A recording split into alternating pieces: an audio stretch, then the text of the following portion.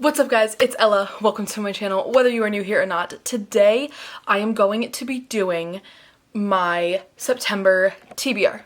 I feel like normally I will start to include my TBRs in my monthly wrap-ups, but I didn't do a monthly wrap-up this month, mostly because I didn't read a whole lot of books in August. I was in a little bit of a slump, just a little bit, not massively, but I was in a little bit of a slump, and I also just filmed my all the books that I read over the summer video, that's the word for it. So I didn't really see it necessary. It felt a little bit redundant to do a wrap up. So I am going to be doing just my TBR in this video. I did just do like fall book recommendations and fall TBR video. Again, why can't I think of the word video? I don't know. I did just do that video, but I think only one of these books is on that list. So this is different. A lot of those books I'm going to be reading in like October, November-ish. So let's get into it. I feel like I'm kind of crooked. So I can't even pretend to know what that noise was. The first book that I am hoping to finish in, what month is it? September. In September is one that I'm already, let's see how many pages, 146 pages into, and I'm hoping, I've been 146 pages or like 100 to 150 pages into it for most of August. It was kind of the book that put me into my book slump, so I'm hoping to finish it this month, and that is Arch Enemies by Marissa Meyer. This is the second book in the Renegades trilogy, and I read the first book. I thought it was fine. I think I gave it like 3.5, 4-ish stars. Like, I thought it was good. I thought it was a good time. I thought it was fun. It was kind of long and like a little bit, I don't know. I don't really care about the main character in the book. I'm getting ahead of myself. This series is about a girl named Nova, and she lives in a world where there are two groups of people.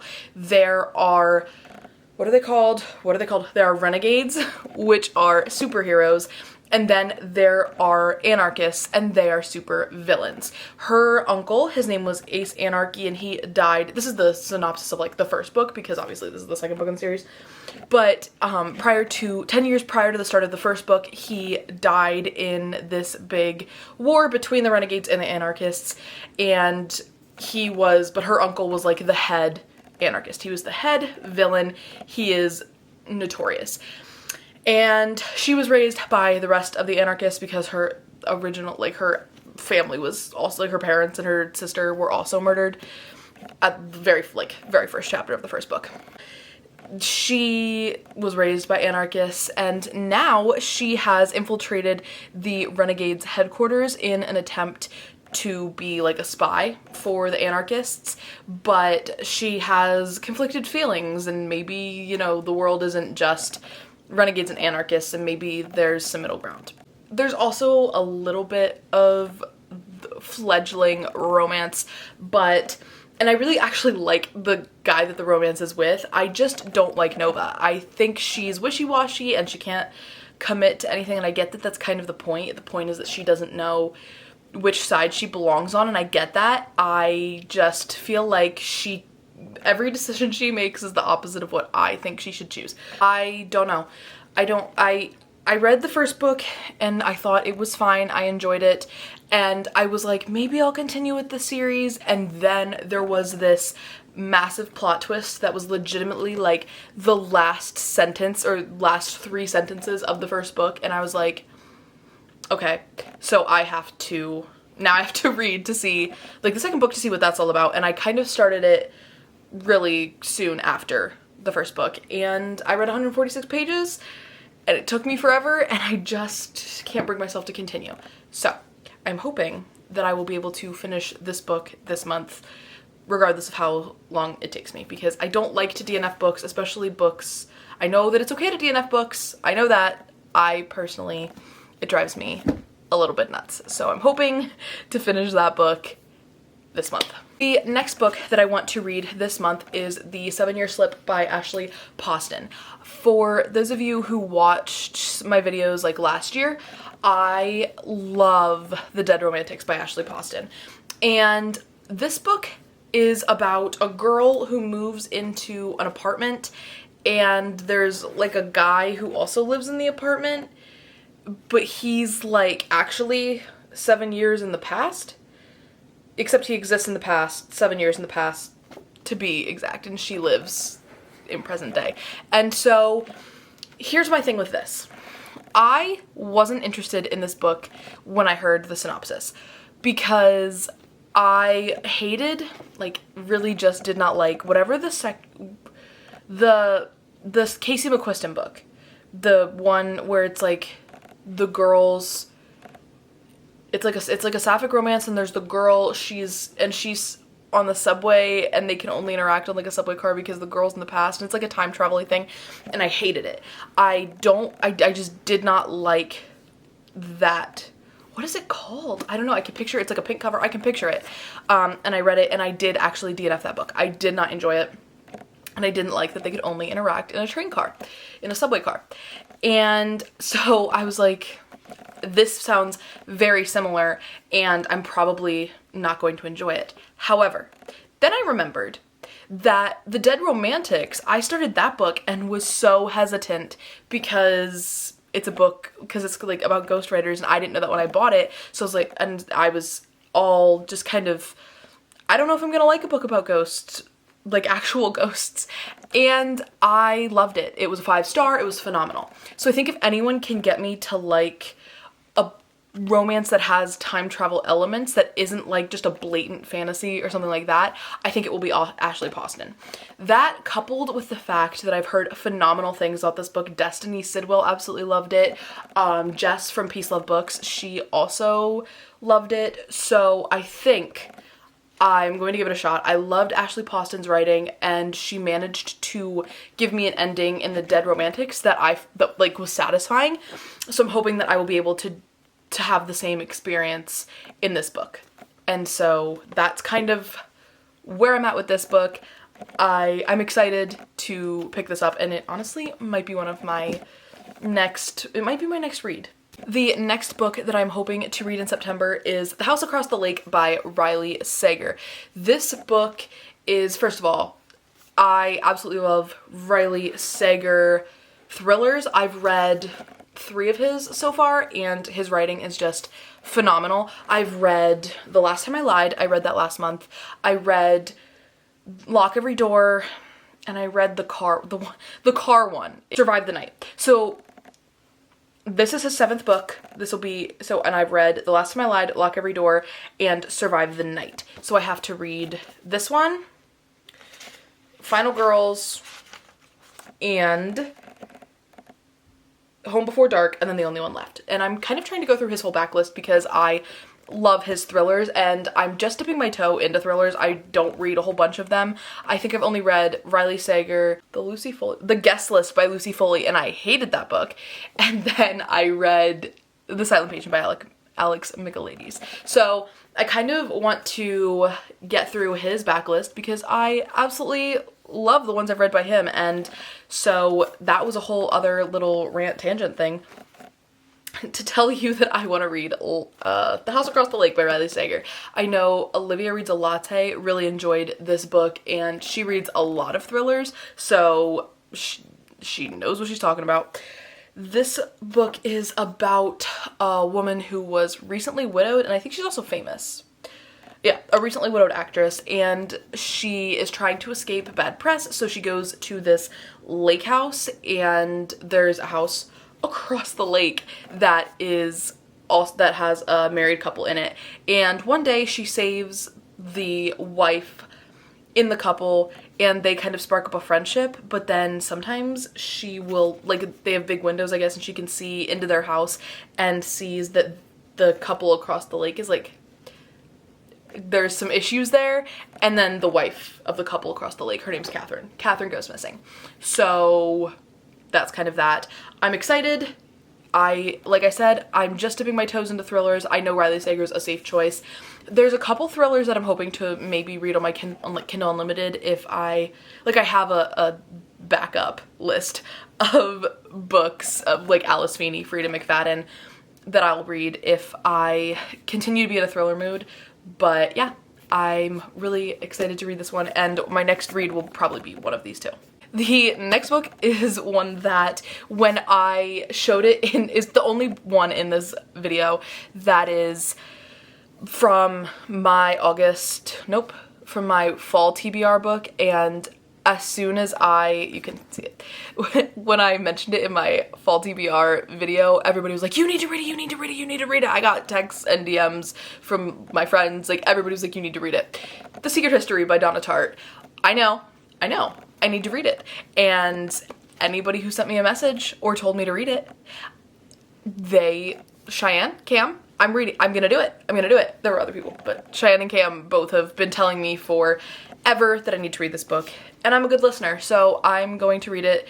For those of you who also have not read it, this is about a group of kids who go to a fancy New England, is it a college or private? New England college, very snooty, and I guess there's I really don't know. I'm kind of going into this blind. They go beyond the boundaries of normal morality and slip gradually from obsession to corruption and betrayal, and at last inexorably into evil, and I think someone dies. Up next, we have one that has been sitting on my TBR forever. It's one of the last books that I have on this physical TBR cart. I've read most of these books at this point, and that's Finley, Donovan is Killing It. I have no idea why this book is taking me so long to get through. I know that it's like a cozy mystery kind of fun vibe. I don't know why this book has taken me so long to get through, or not even to get through, to start. I think I've read the first 40 pages once and then just didn't pick it up again because I wasn't in the mood. But the first 40 pages were good. So I don't know why it's taken me so long to get back into it. However, this book is about Finley Donovan. She is a single mom, like recently divorced mom, and a struggling novelist.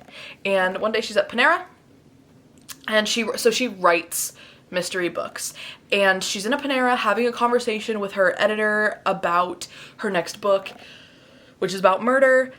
And then the woman sitting next to her at the Panera misunderstands and thinks that she's like a hit woman and hires her to kill her husband, I think. And so Finley Donovan is really desperate for money, and she accepts, and it kind of goes from there. But that's all that I read. I think I read up to the part where she gets the note on her car that says, "Will you kill my husband?" That's all I've read, which seems like a very pivotal part. I've read all the background. So I'm hoping to finally be able to cross this one off of my TBR this month. Up next, we have another one that I get asked or told to read all the time. Anytime it's ever in a picture or a video, I get told to read this. Crescent City by Sara J. Maas. Haven't read it. Look at the size of her. I have